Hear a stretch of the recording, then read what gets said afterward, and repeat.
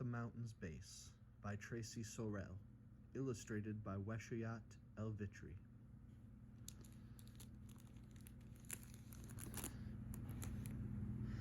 At the mountain's base sits a cabin under an old hickory tree, and in that cabin lives a Cherokee family, loving, weaving, cooking, and singing. The strength in their song sustains them through trials on the ground and in the sky, as they wait for the loved one, a pilot, to return home. With moving poetry and breathtaking art, this is a story that reveals the roots that ground us, the dreams that help us soar, and the people and traditions that hold us up.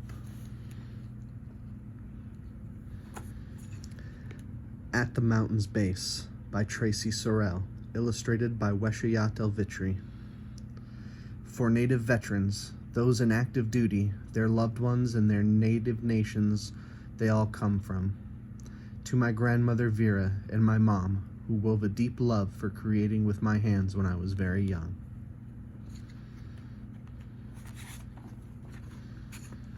At the mountain's base grows a hickory tree.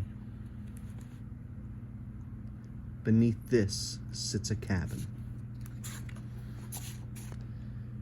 In that cabin lies a cozy kitchen where a stove's fire warms.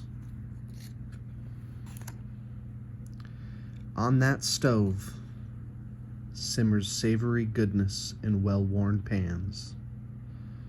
By those pans sits Grandma weaving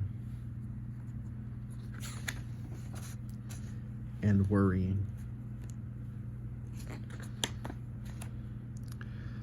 Around that grandma gathers a family, tending and singing.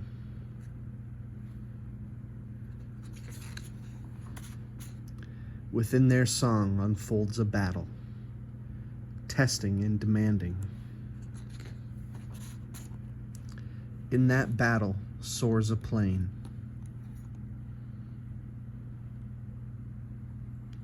Climbing and diving. Inside that plane flies a pilot, protecting and defending. Within that pilot forms a prayer, pleading for peace.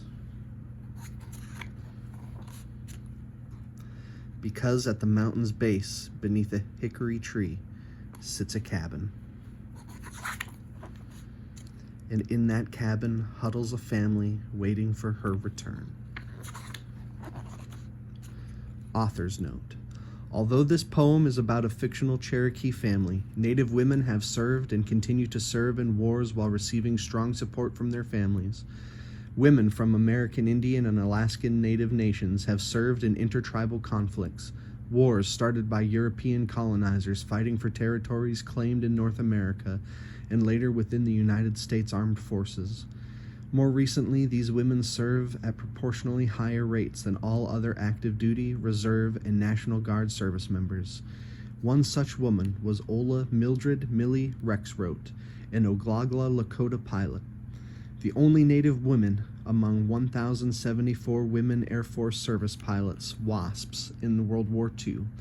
Millie risked her life towing targets for male student pilots to fire on for practice.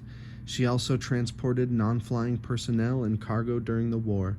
Then she served active duty in the Air Force Reserve during the Korean War as an air traffic controller. In 2009, she, along with the other WASPs, were awarded the Congressional Gold Medal, the highest award given by the U.S. Congress to individuals or groups worldwide for outstanding accomplishments and contributions. A few months later, after her death on June 28, 2017, the Ellsworth Air Force Base in South Dakota renamed and dedicated a building in her honor.